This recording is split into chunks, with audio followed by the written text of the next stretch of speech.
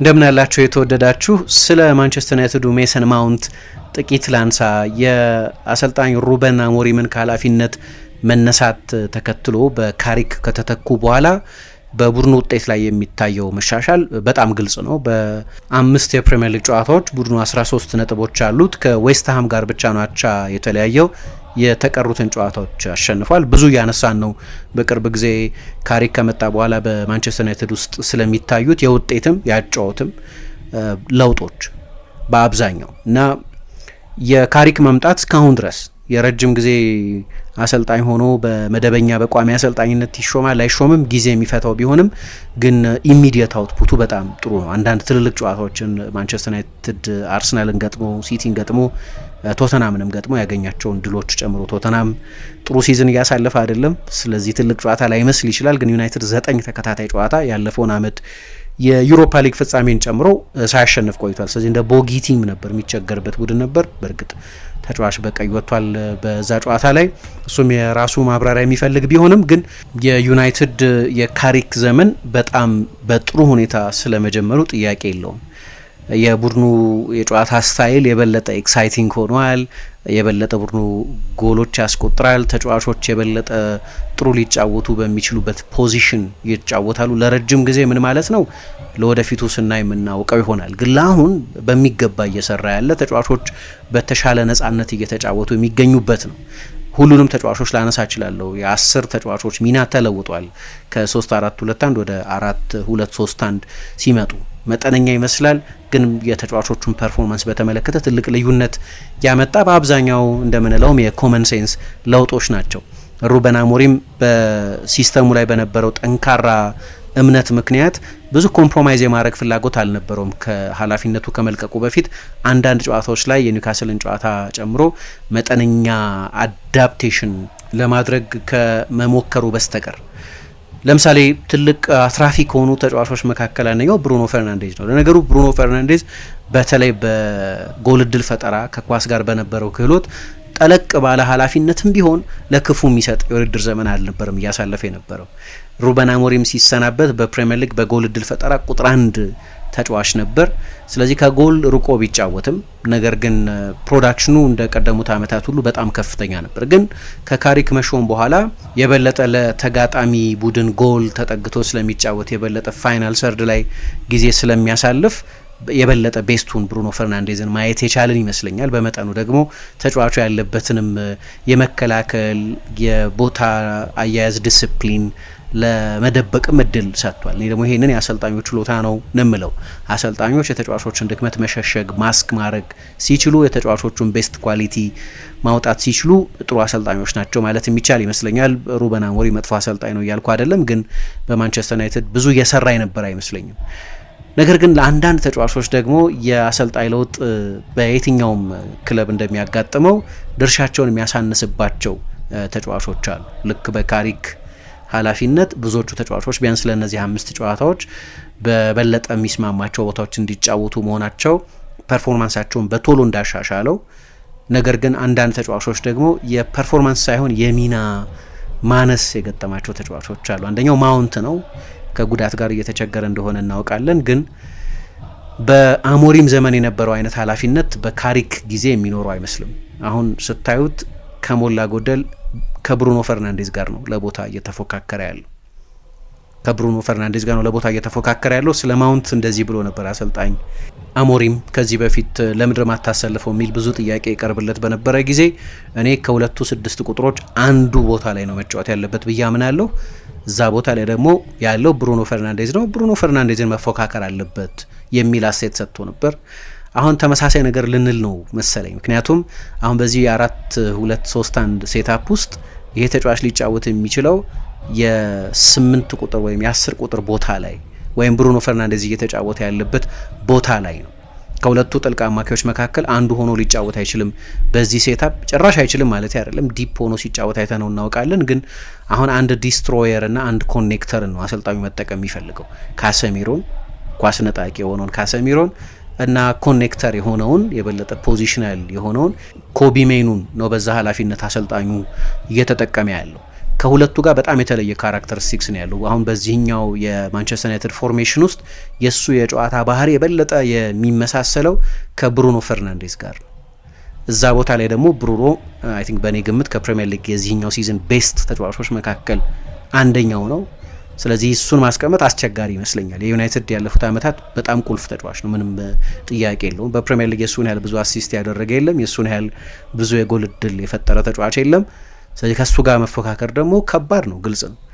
ዩናይትድ በሁለቱ ክንፎች በኩል በአንደኛው ላይ ሊጠቀምበት ይችል ይሆናል፣ ግን ንጹህ የክንፍ ተጫዋቾች የበለጠ መጠቀም የሚፈልግ ይመስላል። በቀኝ በኩል አሰልጣኙ አማድን ነው የሚጠቀመው። እዛው ቦታ ላይ ብራያን ምቤሞም እንደ አማራጭ አለ። ምቤሞ እስካሁን ድረስ ባሉት ጨዋታዎች የማንቸስተር ዩናይትድ 9 ቁጥር ሆኖ ነው የተጫወተ ያለው። አንዳንድ ጨዋታዎች ላይ ወደ ግራ ድልቶ እንዲነሳ ሲደረግ እናየዋለን። ባለፈው የቶተናም ጨዋታ ላይ እንደዚህ አይነት ኃላፊነት ነበረው። ስለዚህ በቀኝ በኩል ሁለት ንጹህ የበለጠ የክንፍ ተጫዋችነት ባህሪ ያላቸውን ተጫዋቾች ይጠቀማል። በግራ በኩል ደግሞ እስኪጎዳ ድረስ ፓትሪክ ዶርጉ ነው እዛ ቦታ ላይ ይጫወት የነበረው። ፓትሪክ ዶርጉ የመስመር ተከላካይ ነው፣ ግን ወደፊት አስጠግቶ የክንፍ ተጫዋች አድርጎ ነበር የተጠቀመበት። በመጀመሪያዎቹ ሁለት ጨዋታዎች እንደምታስታውሱት ከማንቸስተር ሲቲና ከአርሰናል ጋር ጎሎች አስቆጥሯል። በሁለቱም ጨዋታዎች በጣም አስደናቂ ነበር። ከአርሰናል ጋር ያስቆጠረው ጎል ደግሞ በጣም የተለየ ከሲዝኑ ቤስት ጎሎች መካከል አንደኛውን ነው ያስቆጠረው። ከዚያ ከሱ መጎዳት በኋላ ደግሞ ማቴዎስ ኩኛ ነው እዛ ቦታ ላይ እየተጫወተ ያለው። ማቴዎስ ኩኛ እንደ አማድና ምቤሞ አይነት ክላሲክ የክንፍ ተጫዋች አይደለም፣ ነገር ግን ከማውንት ይልቅ የበለጠ የክንፍ ተጫዋችነት ባህሪ ያለው ነው። ማውንት እዛ ቦታ ላይ መጫወት የሚችል ይመስለኛል በዚህ ሴታፕ። ነገር ግን የዚህ ቦታ ሚና የበለጠ ናቹራል የሚሆን የሚመስለው ለማቴዎስ ኩኛ ነው፣ ዶርጎ ከሌለ። ይሄ ወደ ምን ይወስደናል?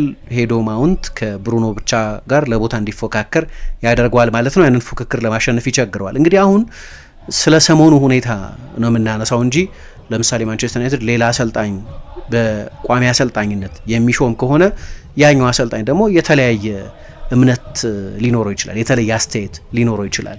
በእርግጥ ብሩኖ ወደ ሳውዲ ሊሄድ ይችላል በክረምቱ የሚሉ ወሬዎች አሉ አሁንም ድረስ።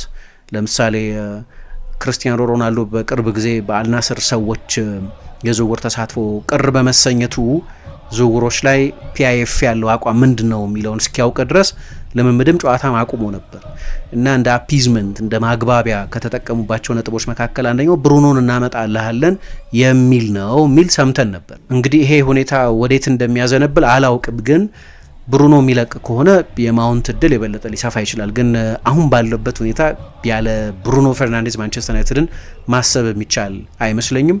ለነገሩ ብሩኖ ከለቀቀም በኋላ የሜሰን ማውንት የጉዳት ታሪክም ቢሆን ዘላቂ መፍትሄ የሚያደርገው አይመስለኝም እና በአሞሪም ዘመን በጣም ጥሩ ተጫውቷል። በተለይ በዚህኛው ሲዝን 3 ጎሎች አስቆጥሯል በሆኑ ተከታታይ 3 ጨዋታዎች ላይ። ወልቭስን 4-1 ካሸነፉ በኋላም አሰልጣኙ ወጥቶ መከላከል ይችላል፣ ማጥቃት ይችላል። ኳስ ሲቆጣጠር ያለው ጥራት በጣም ከፍተኛ ነው። እንደዚህ መጫወቱ ብዙ የሚያስገርመኝ አይደለም። መሪም ነው ደግሞ፣ ግን የተለየ መሪ ነው። ለምሳሌ እንደ ሊቻ ወይም እንደ ሊሳንድሮ ማርቲኔዝ አይነት አይደለም። ይሄኛው በምሳሌ የሚመራ ተግቶ በመስራት የሚመራ ሌሎቹንም ተጫዋቾች ለተመሳሳይ ትጋት በምሳሌነት የሚያነሳሳ ተጫዋች ነው እና ተጫዋቹ በልምምድ ሜዳም ላይ ሲናገርም በካሪንግተን ያሉ ሰዎችን በሚያነጋግርበትም ጊዜ በጣም ጥሩ ነው፣ እንደ መሪ የሚቆጠር ነው። በዛ ላይ በጣም ጥሩ ተጫዋች ነው የሚል አስተያየት ሰጥቷል። ግን ይሄኛው ለውጥ ግን ምናልባት የሆነን ተጫዋች የሚጎዳ ከሆነ አንደኛው የሚጎዳው ተጫዋች እሱ ሳይሆን አይቀርም። አሁን ለሁሉም ዲፓርትመንቶቹ ይሰራል። ለምሳሌ ማንቸስተር ዩናይትድ 3 ሴንተር ባኮች ይጠቀም ነበር በአሞሪም ዘመን። አሁን የሁለት ሴንተር ባክ ሲስተም ነው አይደለም የሆነው። ስለዚህ ቢያንስ ለቦታዎች በሚደረገው ፉክክር ላይ ለተከላካዮች በአንድ ያነሰ ቁጥር ይሆናል ማለት ነው። በፊት ማንቸስተር ዩናይትድ ውስጥ ያሉት ተከላካዮች ሃሪ መጓየር፣ ማታያስ ደሊት፣ ሊሳንድሮ ማርቲኔዝ፣ ሌኒዮሮ፣ ኤደን ሄቨን፣ ምናልባት ኑሰር ማዝራዊንም እዚህ ላይ መጨመር እንችል ይሆናል። በባክስሪ ሲስተም ወደ ቀኝ የሚያደላው የመሀል ተከላካይ ሆኖ ሊጫወት ስለሚችል ሉክ ሾው፣ እነዚህ ሁሉ ለነዛ 3 ቦታዎች የሚፎካከሩ ነበሩ። አሁን 2 የመሀል ተከላካይ ነው የምትጠቀሙት ማለት እነዚሁ ተጫዋቾች ለ2 የመሀል ተከላካይነት ስፍራ ነው የሚፎካከሩት ማለት ነው። የፎርሜሽን ለውጥ እንዲህ አይነት ልዩነት ያመጣል። በሩበን አሞሪም ዘመን የ2 10 ቁጥር ሚናዎች ነበሩ፣ የቀኝ 10 ቁጥር፣ የግራ 10 ቁጥር የምንላቸው። ስለዚህ ለነዚህ 2 ቦታዎች ደግሞ ማቴዎስ ኩኛ፣ ብሪያን ምቤሞ፣ አማድ ዊንግ ባክ መሆን ስለሚችሉ 2 እድሎች ነበሩት። ሜሰን ማውንት አይነት ተጫዋቾች ለነዚህ ቦታዎች ይፎካከሩ ነበር። ብሩኖን በመደበኝነት ጥልቅ አማካይ አድርጎት ስለነበር በዛ ቦታ ላይ ለፉክክር ቢሆን አይ ቲንክ ቁጥር 1 የማንቸስተር ዩናይትድ 10 ቁጥር ሆኖ የሚጫወተው እሱ ነው፣ አምና እንደተጫወተው ማለት ነው። ግን ቢያንስ 2 ሚናዎች ነበሩ ማውንት የሚፎካከርባቸው። አሁን ባለው ሁኔታ እንዳልኩት በማቴዎስ ኩኛ ቦታ መጫወት ይችላል፣ ግን አይመስለኝም አሰልጣኙን እዛ ቦታ ላይ መጠቀም የሚፈልግ አይመስለኝም። የበለጠ የክንፍ ተጫዋችነት ዝንባሌ ያለውን ተጫዋች የሚመርጥ ስለሚመስል በሚድልስቦሮ የሰራውን ቡድን ካያችሁ እንደዚህ አይነት ዝንባሌ ስላለ የበለጠ የፍላንክ ተጫዋችነት ባህር ያለውን ተጫዋች መጠቀም የሚፈልግ ይመስላል። ይሄኛው ደግሞ የበለጠ አማካይነት የበለጠ 10 ቁጥርነት ዝንባሌ ያለው ተጫዋች ነው። ስለዚህ ይሄ በጣም ቁልፍ ጊዜ ነው ለሜሰን ማውንት፣ ምክንያቱም አሁን ያለበት እድሜ 27 ዓመቱ ነው። አሁን ያለበት እድሜ ለተጫዋቹም የእግር ኳስ ሕይወቱን በተመለከተ የመጨረሻውን ውሳኔ ሊወሰን የሚገባበት እድሜ ላይ ነው ያለው። አሁን ተጫዋቾች የብቃታቸው ጣሪያ ላይ የሚደርሱበት ወጣት የሚባሉበት ዘመን የሚያበቃበት በከፍተኛ ማቹሪቲ መጫወት የሚጀምሩበት በእድሜም ያልገፉበት ፒክ እድሜያቸው ላይ ነው ያሉት ሰዎች። ፒካውን ስለ ኒውትሪሽን ባለ እውቀት ስለ ሪከቨሪ ባለ እውቀት ምክንያት የተጫዋቾች የእግር ኳስ ተጫዋችነት ሼልፍ ላይፍ መቼስ ከፍ እያለ መጥቷል። እንደምታውቁት ሜሲ፣ ሮናልዶ፣ ሞድሪች አይነት ተጫዋቾች እስከ 38፣ 39፣ 40 ዓመታቸው ድረስ በከፍተኛ ደረጃ እየተጫወቱ ስለሆነ 27 ዓመት በጣም ወጣት ሊመስል ይችላል። ግን ከቅርብ ጊዜ በፊት በነበረ የፒክ ተጫዋቾች የእድሜ ብያኔ ከ26 እስከ 30 እስከ 31 ዓመት ያለው እድሜ ተጫዋቾች የብቃታቸው ጣሪያ ላይ የሚደርሱበት ቤስት እግር ኳሳቸውን የሚጫወቱበት እድሜ ነው ይባላል። ስለዚህ ማውንት እዛ ጋር ነው ያለው 27 ዓመቱ ላይ ነው ያለው። በእርግጥ ያለፉት 3 ሲዝኖች የተቃጠሉበት ይመስለኛል። የማንቸስተር ዩናይትድ 2ቱ ሲዝኖች እና የቼልሲ የመጨረሻው ሲዝን በጉዳት ምክንያት ብዙ ያልተጫወተባቸው ናቸው። ስለዚህ በዚህ እድሜው በየሳምንቱ መጫወት አለበት አይደለም። አንድ ተጫዋች በተቻለ ሬጉላሪቲ መጫወት አለበት። ያንን አሁን ሰሞኑን ቢያንስ እያደረገ አይደለም። እሱ ብቻ ሳይሆን ከዚህ በኋላ ባለውም ጊዜ ዩናይትድ የፕሪሚየር ሊግ ጨዋታዎቹ ብቻ ነው የቀሩት። 12 የፕሪሚየር ሊግ ጨዋታዎች ብቻ ነው የቀሩት። በሌሎች ውድድሮች ላይ የተሳተፈ ባለመሆኑ ምክንያት የአውሮፓ ውድድር ላይ የተሳተፈ አይደለም። ከጥሎ ማለፍ ውድድሮቹን በመጀመሪያዎቹ ምዕራፎች ነው የወጣው። ከኤፍኤ ካፕም በብራይተን ከሊግ ካፕም በግሪምስቢ በተሸነፈ ጊዜ። ይሄ ደግሞ በስኳድ ውስጥ ያለውን የደቂቃ መጠን ይቀንሰዋል በጣም። በ3 በ4 ውድድሮች የሚሳተፍ ከሆነ አንድ ቡድን አሰልጣኙ የበለጠ ሮቴት ለማድረግ ለአብዛኞቹ ተጫዋቾች በቂ የመሰለፍ እድል ለመስጠት እድል ይኖረው ነበር። አሁን ያ እድል የለም። ስለዚህ በጣም ቁልፍ እድሜ ላይ ያለው ለተጫዋቹም ቢሆን ማለት ነው።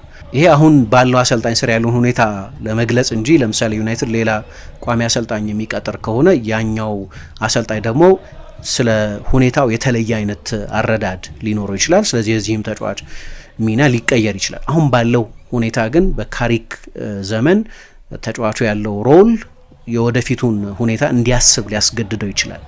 ሁለተኛ ለክለቡም ቢሆን ተመሳሳይ ነው። ብዙ ገንዘብ ኢንቨስት ያደረጉበት ተጫዋች ነው። ኢንቨስትመንቱ በጥሩ ሁኔታ ምላሽ አግኝቷል ለማለት ግን የሚያስቸግር ይመስለኛል። አንድ በጉዳት ምክንያት፣ አሁን ደግሞ ባለው የሮል መጠን ማነስ ምክንያት የ2 ዓመት ኮንትራት ነው የቀረው ተጫዋቹ እና አንዳንድ ብዙሃን መገናኛዎች እንደሚሉት ማንቸስተር ዩናይትድ እስከ 20 ሚሊዮን ፓውንድ ድረስ የሚያቀርብ ክለብ ካለ ተጫዋቹን ለመሸጥ ፈቃደኛ ነው። የጉዳት ሪከርዱም አሁን የሚከፈለው ደሞዝም ግን ዝውውሩን አስቸጋሪ ያደርገዋል። አሁን 3 ሲዝን በበቂ ሁኔታ ያልተጫወተን ተጫዋች ከዚህ ደሞዝ ጋር መግዛት የሚፈልግ ክለብ ላይኖር ይችላል እና ይሄ ለመሸጥም ምናልባት ሁኔታውን የበለጠ ኮምፕሊኬት ሊያደርገው ይችላል። ግን ለማንቸስተር ዩናይትድም ቢሆን ከፍተኛ ደሞዝ የሚከፈለው ተጫዋች ነው። አሁን ደግሞ በቅርብ ጊዜ እንደምታውቁት ዩናይትድ አንድ እያደረገ ያለው ነገር ከዌጅ ቢል ላይ ተጫዋቾችን ማንሳት ነው። ማርከስ ራሽፎርድን ለባርሰሎና በውሰት የመስጠቱ አንደኛው ሎጂክ ከፍተኛ ደሞዝ የሚከፈለው ተጫዋች ነው።